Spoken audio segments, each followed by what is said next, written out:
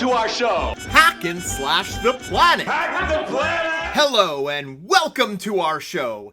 Today we're going to talk about jam. Space Jam, NBA Jam, Strawberry Jam, Barkley Shut Up and Jam, Spin Jam, Rap Jam, Tank Jam, Monster Jam, Toe Jam and Earl. Every kind of jam you can think of.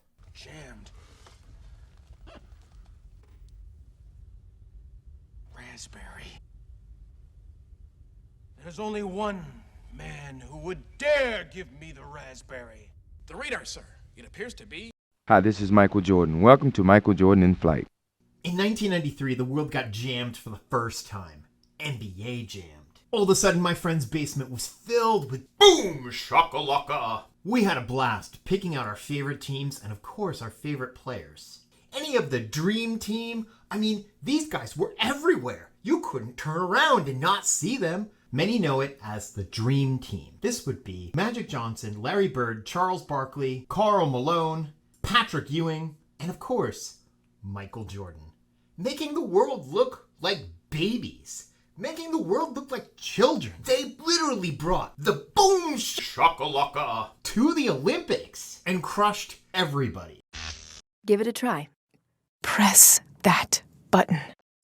So one thing about the 90s is when you got a video game, you didn't research it online. You knew what you knew. This was NBA Jam. This was the players. This was the team. This was everybody. And when you jumped on, those names were really high on your list.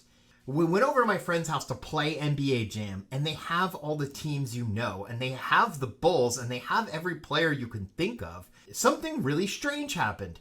No one could seem to find Michael Jordan. They don't have Mr. Basketball. I wasn't a sports kid, I was a nerd, but even I knew Michael Jordan. Even I could walk into a room and fake basketball by saying one name. It was so easy. You could just talk about how Michael Jordan would jump up in the air and boom, shakalaka. It was the easiest segue for a nerd like me. Come to find out, there was all kinds of crazy codes for this game. Like when you were on fire, you could be extra on fire. The whole place could be on fire. You could have a huge head. Can you imagine Michael Jordan with a huge head? Sadly, I have to imagine it because it's not in the game. Also, unlockable characters to this game included Bill Clinton, Al Gore, Jazzy Jeff, the Beastie Boys, and Fresh Prince. Yes, Will Smith, but no Michael Jordan. But we jammed it anyway.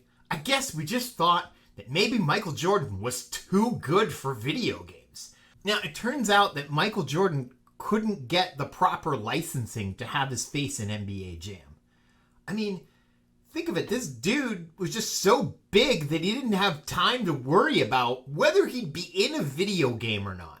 And the fact that his lawyers turned down this opportunity, all I have to say to him is, Shaq Fu! You cease and desist all you want.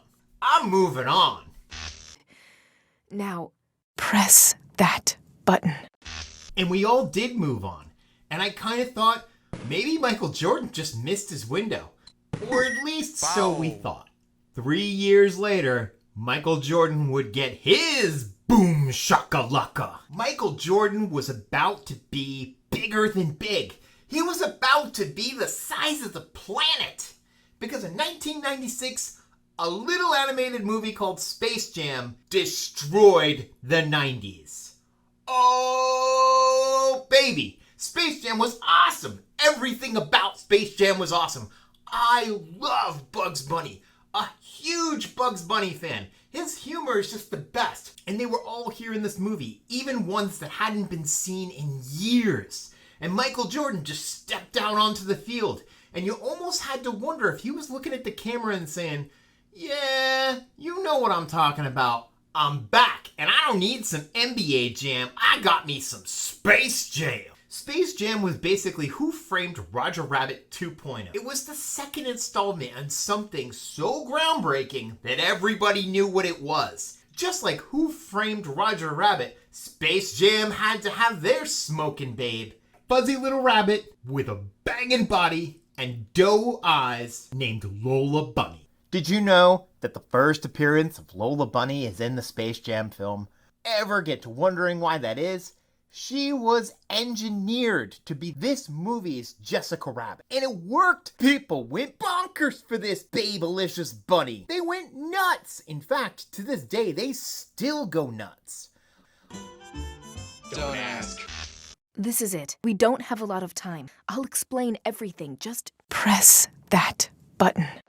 The sequel to Space Jam is considered a failure. Now, I've never watched it, but all I've heard is it just doesn't stack up. And there's also a rumor that says Michael Jordan was absolutely interested in doing Space Jam 2, A New Hope or something. Michael Jordan was playing baseball while they filmed Space Jam. So wouldn't that naturally make you think we should do a Space Jam with baseball? And that way Michael can segue us over to a baseball sequel in which Michael Jordan also helped his baseball friends Space Jam a baseball. That's a lost opportunity if you ask me. Michael Jordan not missing his bus entirely is the reason we have Space Jam. And I wonder if he felt the sting of not being a part of the cultural phenomenon that was NBA Jam. And NBA Jam will always be on top 10 lists.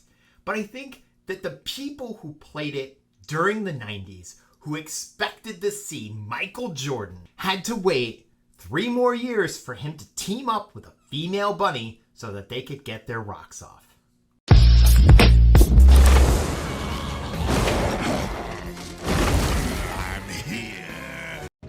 So cute to watch them bicker. You know, don't love the sidekick label, but everyone knows this is Lola's team.